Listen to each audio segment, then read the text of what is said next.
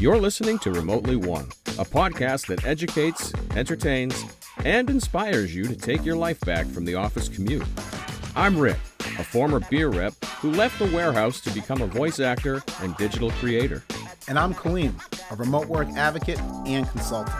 We're going to speak with some of the top professionals who have managed to avoid the commute as they share stories from the most inspiring to the most comical, all while working remotely. Man, this sounds awesome.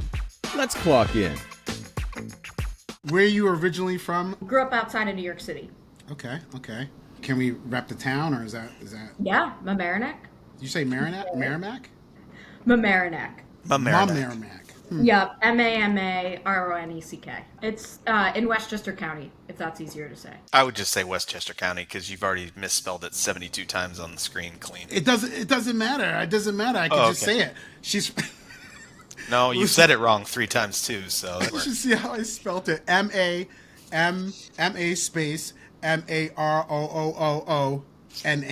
I can tell you that Clean didn't win spelling contests in Maine. I mean, spelling contests in Maine aren't easy to lose, but Clean didn't win. So Mamaroneck. Mamaroneck, New York. No, Mamaroneck. Oh, shit. Mamaroneck, yeah, you're gonna New York. screw it up. I know you. Listen, don't embarrass me to our guests. I'm okay? not. It's your spelling that's embarrassing. Don't listen to him.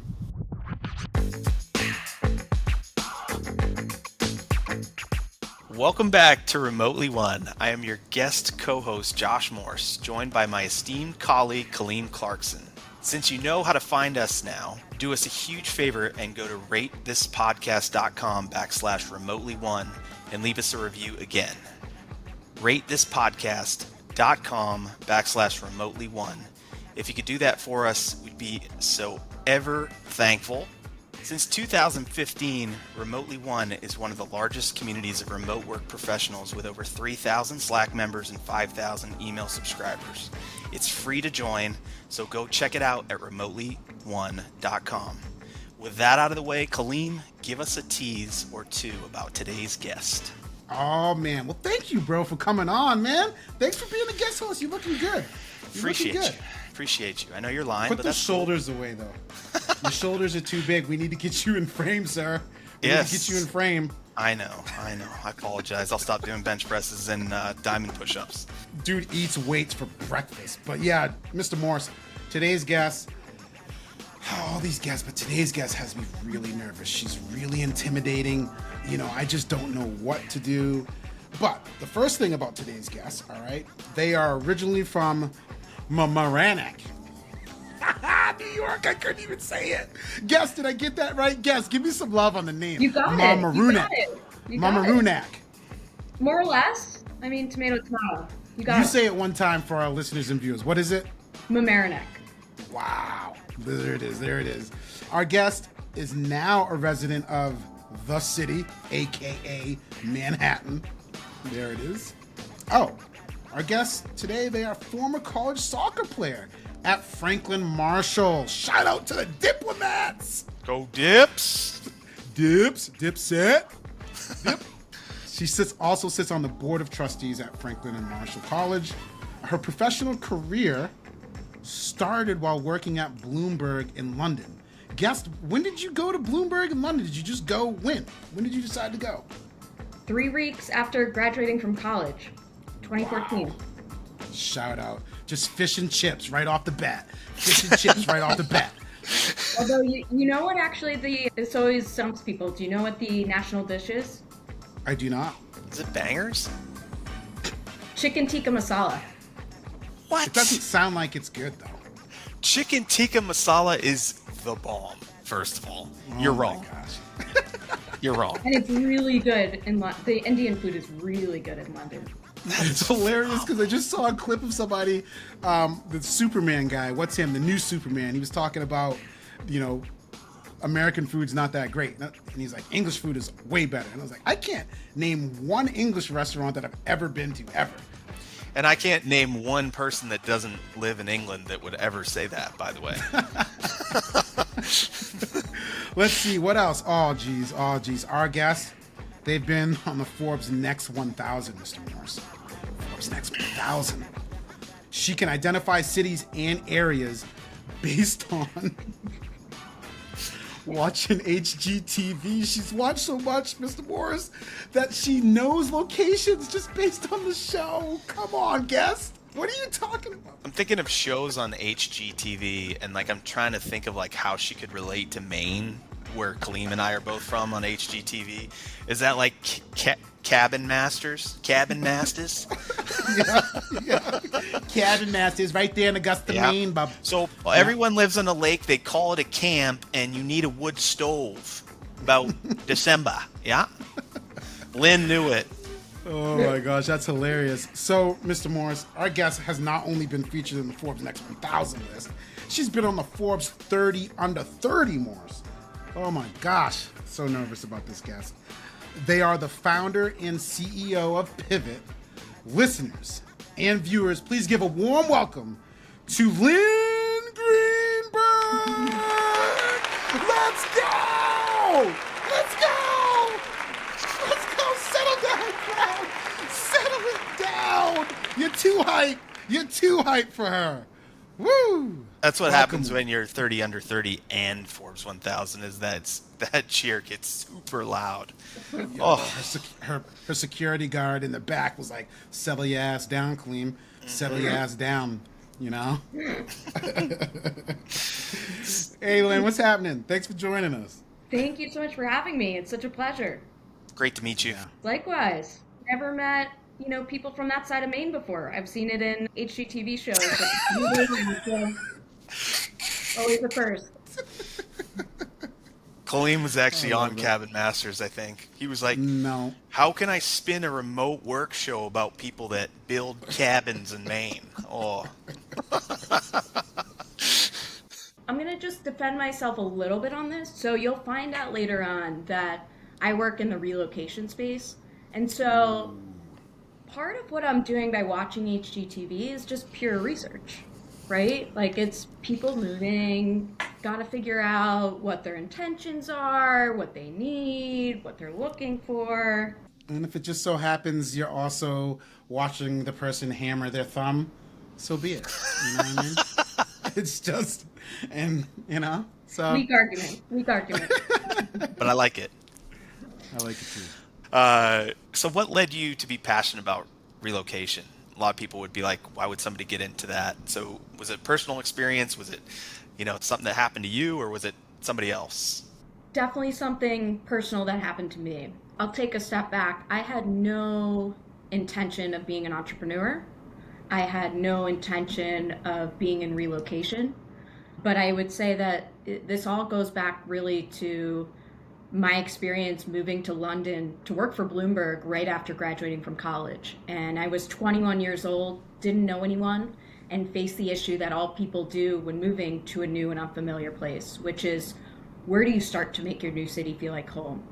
And there were two things that I really needed, which was information on my city from people I trusted. Where do I live? Which bank do I join? What are the answers to the questions I don't know to ask? I ended up living in Notting Hill solely based on the fact that I had seen the movie and figured if it was good enough for Hugh Grant and Julia Roberts, has to be good enough for me. But that's all I really knew. And then the second component, which is how do you recreate your network from scratch? Because as anyone that moves knows, it's friends you need the most when you're adjusting to a new and unfamiliar place. And as a pretty outgoing person, I went to bars by myself. I tried dating apps for the wrong purposes, meetups, Facebook groups, you name it. And I'm just thinking to myself, if this is difficult for me, what are other people doing? And I spoke to other colleagues of mine at Bloomberg London, which is the international hub, and quickly realized it was much bigger than just myself. And, so started reaching out to people on Facebook groups. And I actually only took one business class in college. The only tech experience I had was what I was doing at Bloomberg. So I started taking classes, attending workshops. How do you build a startup? Marketing 101. Spent some time in venture capital to kind of learn the other side of the coin. And, it was just purely driven out of curiosity. And then the thing that a lot of people get wrong about, when they learn that I founded Pivt is that they think oh, it was a failure for her. She went to London, she had a terrible time, and she relocated, and she moved back home, and this is why she's doing it. No, it's actually the opposite. That was the best 3 years of my life. It was life changing.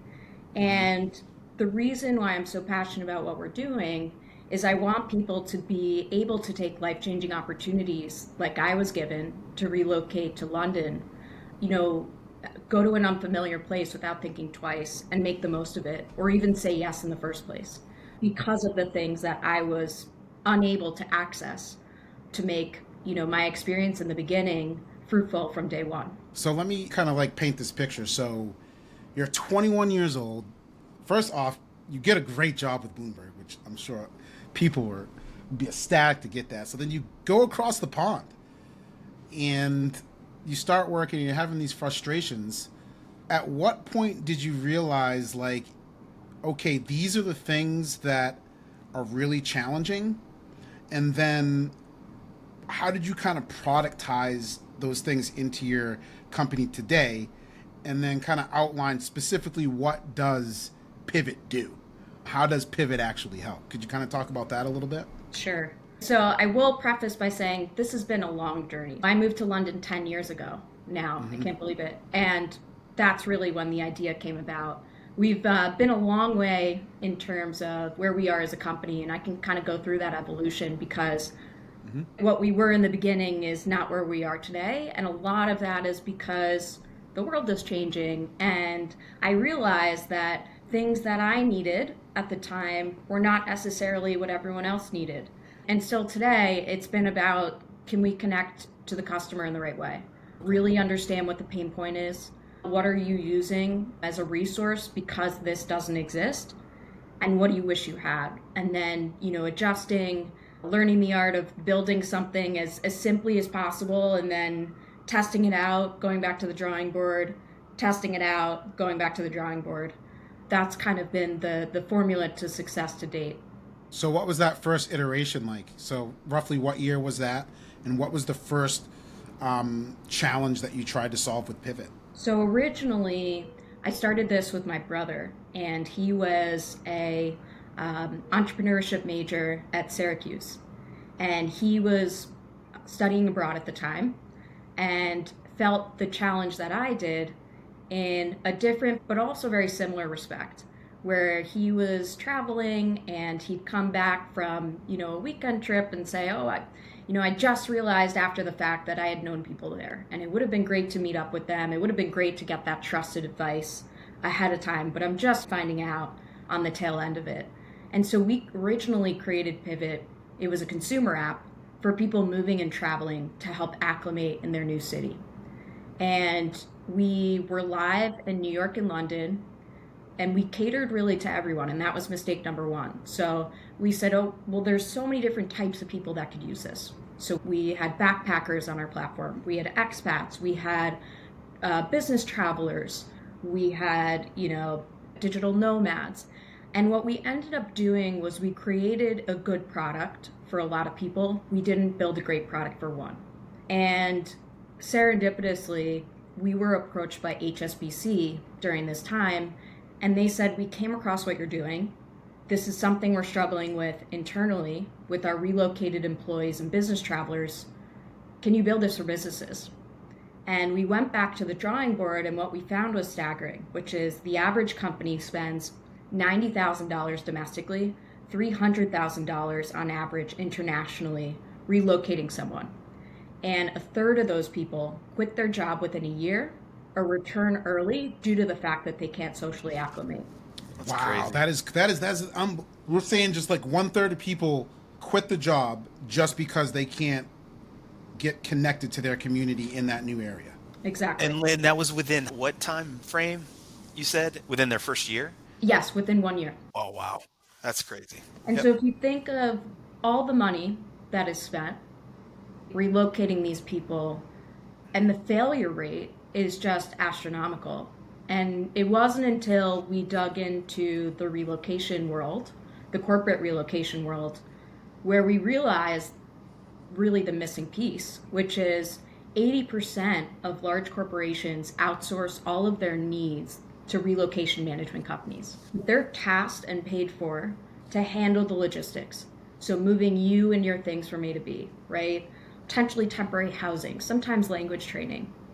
But after a couple weeks, if not a couple months, at the very best, people are then dropped, right? And you have to figure it out. And there's no support on the human side. And so at Pivt, what we are now is we are a platform designed to reduce employee turnover and improve the social well-being for relocated mobile remote employees and their families.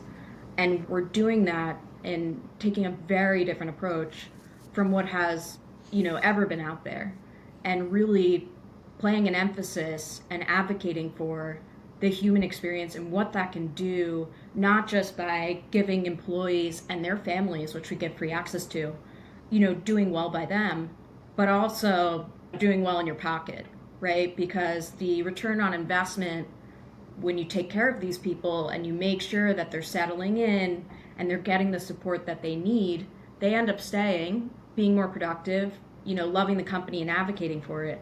And so the return is really, really high. So I've relocated 4 times now, and 4 different cities over a 25-year period. And so, like, to your earlier point, you're an outgoing person, so am I. I'm going to go to a bar, restaurant, like all that. But I think what I've seen is, like, people that are coming into the workforce, they're a lot different than you and I and Kaleem were when we started out. And I think like they connect over phones and over social media and in such different ways than we did back when. Because like we were all going to the park and like hanging out and playing basketball and like, didn't have phones and like all that stuff. So I think the way that people relocate and who is relocating is totally changed. So that is terrible and perfect all in the same moment. But yeah, I mean, that must be interesting to have to do research every year on like how people are actually connecting when they get to a new city. So yeah, and something that's very close to home to you all, what we saw in the pandemic really shifted things, right? And I actually did a talk on this in Berlin last year on remote work and that's implications on human mobility, right? On cities, right? We found that in 2021, 23 million Americans relocated on their own due to the fact that they could work remotely or more flexibly. And taking that newfound ability to, relocate somewhere closer to family, try somewhere new, be nomadic because they can. And all the while, what was really interesting is, there was a war for talent and companies were starting to reevaluate their employee benefits because cool office space, ping pong tables, and unlimited snacks in the office were not drawing people to work at their companies. And so or free concerts, for example. Or that's pretty enticing. That is pretty enticing. No, I think Google hired Lizzo to get people back to the office, and it definitely didn't work. It didn't. No. Oh, wait. Can we say Lizzo right now? Shit. You just canceled your own podcast. Nice work. Well done. I guess I'm done. Thanks. But yeah, I think one of the great implications of the pandemic was really employee well-being came to the forefront, and social isolation was felt by everyone. And people started to really understand that what happens outside of work actually affects people in work and at work. And what consequently happened was then companies started to say, I need to start, honing in on our purpose, because people started reevaluating who they wanted to work for and what their purpose was. And it's been a really interesting transformation. So now we're a few years out from most people being remote. But you kind of mentioned it earlier, and I just kind of wanted to double down on what really changed the model for you all. Like, how did remote work impact Pivt? And then I guess the second part of that question is, how does Pivt work? Is Pivt a hybrid or remote company? Great question. To answer your first question, the pandemic switched things drastically. I think, the first thing is that employee well-being and social isolation, as I mentioned, started to be felt by everyone and prioritized. And that was a really great shift, I think, for employees everywhere, but also for Pivt, right? Because that's what we live and breathe. The second thing is we started to see a couple of things. As I mentioned, 23 million Americans relocated on their own due to the fact that they could work more flexibly. And companies started to say, well, we still need to take care of them because they may quit their job, right? And so we should be providing them with something, right? So that they can acclimate and find community and be productive in the workplace. And what we also found was that there was a lot of buzz around work from anywhere. And then a lot of companies that were backtracking and saying, well, actually, you need to work where we have an entity. And that still means that you can work remotely, but we need to relocate you to where there's an entity. And so you had people that were relocating to places and then not knowing anyone, not going into the office. And we had companies come to us and say, hey, you know how you help create community? Can you help us create community and that sense of belonging in our workplace? Because people are not going into the office 5 days a week. They're not meeting their colleagues. They're not attaching to our brand the way they once did. And so that opened up a really interesting opportunity as well. And then thirdly, I would say we started working actually pretty recently with economic development organizations. So there's 71 cities and towns across the US that are incentivizing remote workers to relocate there in order to boost their economy. We saw a big opportunity to take what we're doing, and I'll get to what we're doing in a minute, and really impact that space in a big way. So we had Justin Harlan on from Tulsa Remote. Great person, great guest. Yeah, and I had a chance to speak with him on a panel at South by Southwest. And what was really fascinating, Josh and I are from small towns. The fact that they really leaned all the way in to being able to offer funding for any person to move to Tulsa. Now you have to apply to that program. A lot of states, there's a ton of programs globally, actually. Yeah. And a lot of states are really using those incentives to try to bring people to their local economy. A really, really cool idea and cool concept, I think.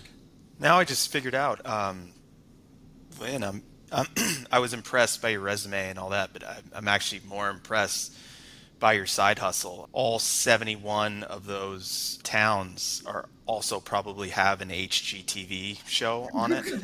So, I like how all this is now intertwining. Your strategy, sense. You are the Dr. Evil of relocation and HGTV. Nice. Yeah. 1 million channels. I like it. You're catching on, unfortunately. Yeah, it only took me 30 minutes. I mean, most people, I think it would probably take 2, but I'm a little slow. I'm from Maine. That's a negative. We're brilliant. Sir. We have Stephen King, remember? Yeah.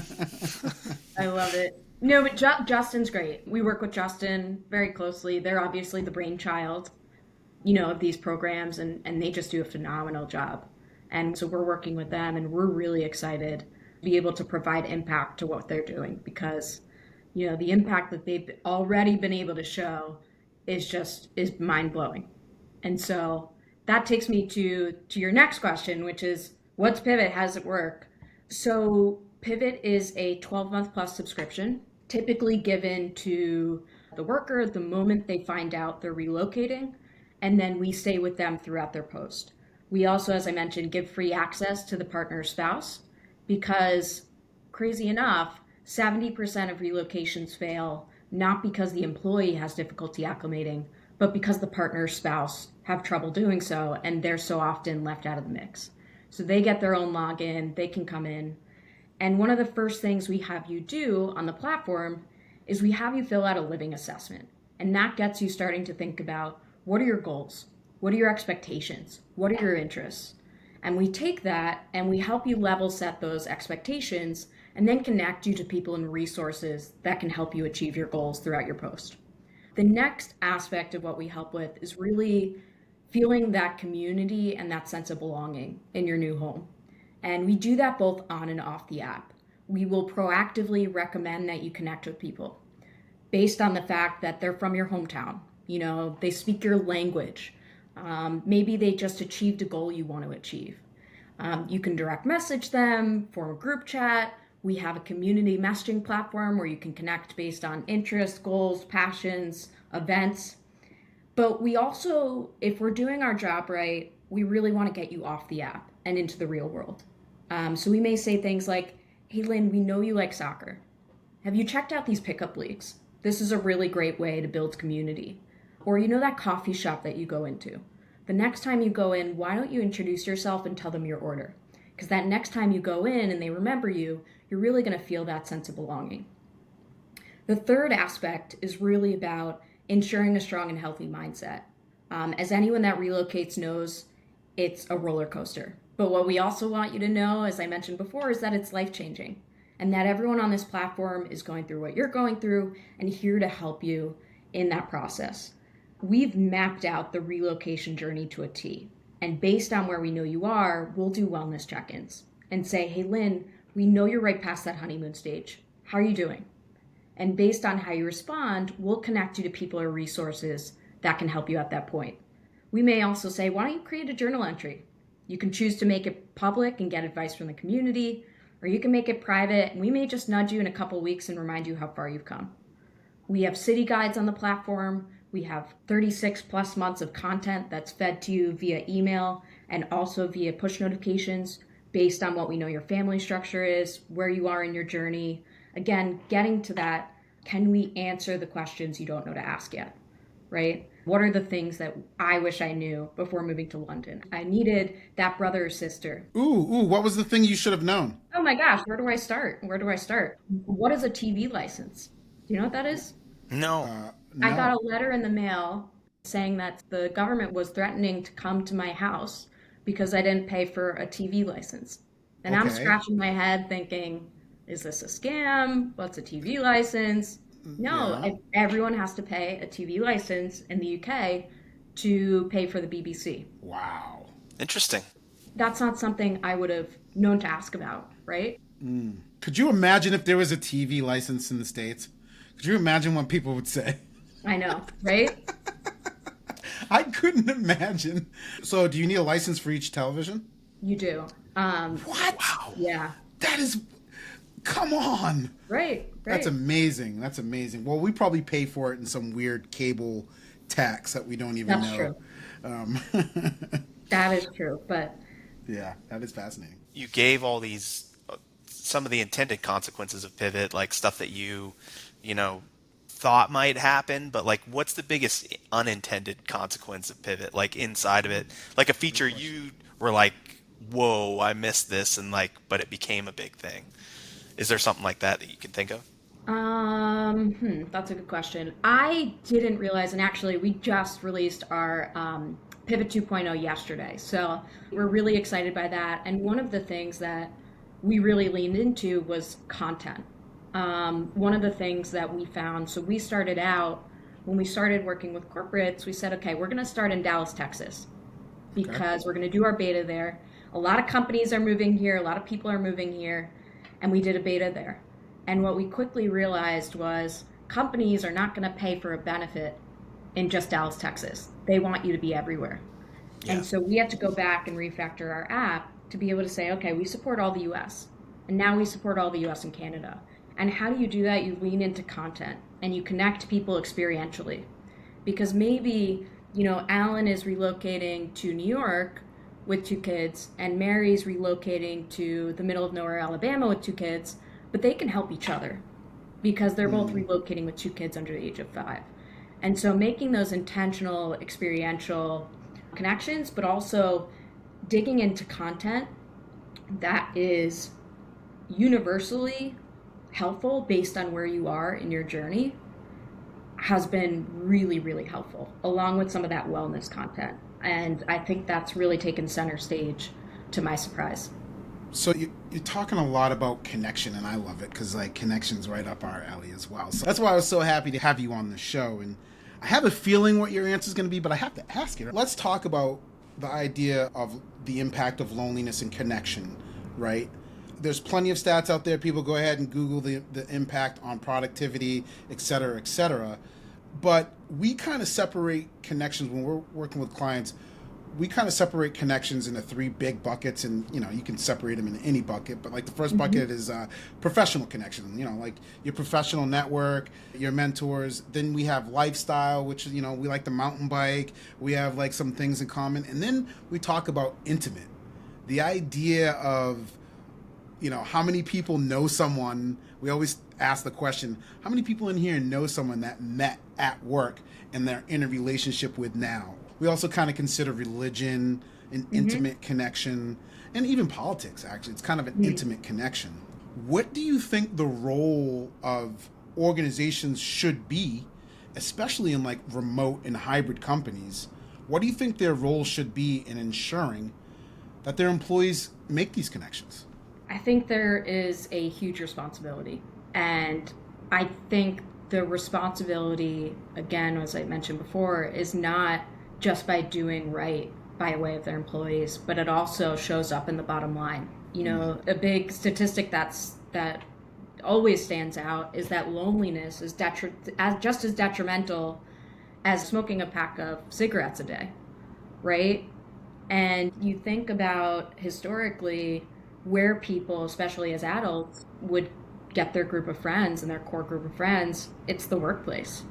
Right. And, loneliness as pertaining to productivity and overall health. And, there's been studies that have found that if a company connects you to others, but also different aspects of your community, whether that be a pickup basketball game or a temple or a church, they're more likely to stay at your company. And it is very much in their best interest to do that. And the question is how, right? I think a lot of companies know that they should be doing it. And so I actually had a really interesting discussion with one of the leaders at Health Action Alliance, because this is something that we struggled with in the global mobility industry. And I said, there's a lot of people, this is the topic of all of our conferences, and people nod their heads and they understand that this is something that they need to do, but no one's doing anything. And how do you approach that? I'm sure you've approached this across the board with different issues, with different companies. And what he said was interesting, was he said, you need to, first of all, publicize your advocates. And secondly, they need to be talking about what specifically they're doing. Because people don't know how to take that first step. And so I think that's really where we are in terms of making companies understand that this is in everyone's best interest, and maybe hiring someone to facilitate that. I think some companies have been doing that, and I think that's great. I think we need to continue to be vocal about how we're doing it and the successes and the lessons learned, and really make it a norm. Because it's not, it's no longer a nice to have or a benefit. It's really a strategy at this point. So here's the $1 million question that, the $1 million question. And I'm actually somewhat famous, infamous, whatever you want to call me, because of this question on Remotely One. If you could tell us your most comical or inspiring moment that you've had, preferably comical, while working remotely, that would be really helpful. Ooh, my favorite question. My favorite moment in the show. It's a good question.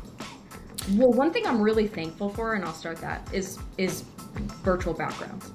I think that's honestly one of the greatest things that happened, because I live in, I don't even know, a 500 square foot, apartment, and where you can see my living room and my bedroom all in one, and virtual backgrounds have been great. I would say the most comical probably was when one of our employees was on, we had a team discussion, and her son was really sick and just throwing up everywhere, and had to go take care of him while trying to create the perfect work norms, whatever that may be. I think everyone has one of those stories. Out of curiosity, how many people are on the call?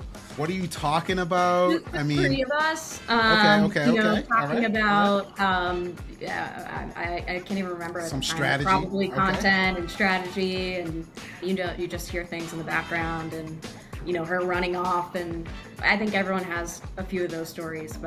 And actually, you asked earlier, which I didn't answer, we are all remote. Okay. So we walk the walk, and we have been so from day one. Cool. Awesome. Yeah, mine was more embarrassing, Lynn. It was similar, but much more viral than yours, so I'm glad. Anyway. And I had 25 people on the call, and I was trying to sell something, which didn't work out so well.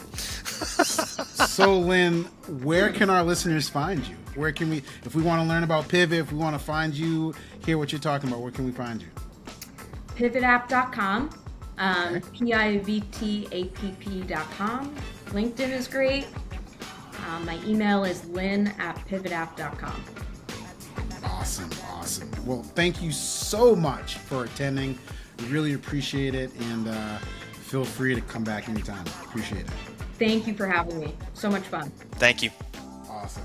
All right, later. You've been listening to Remotely One. Visit us at remotely1.com/podcast for upcoming episodes.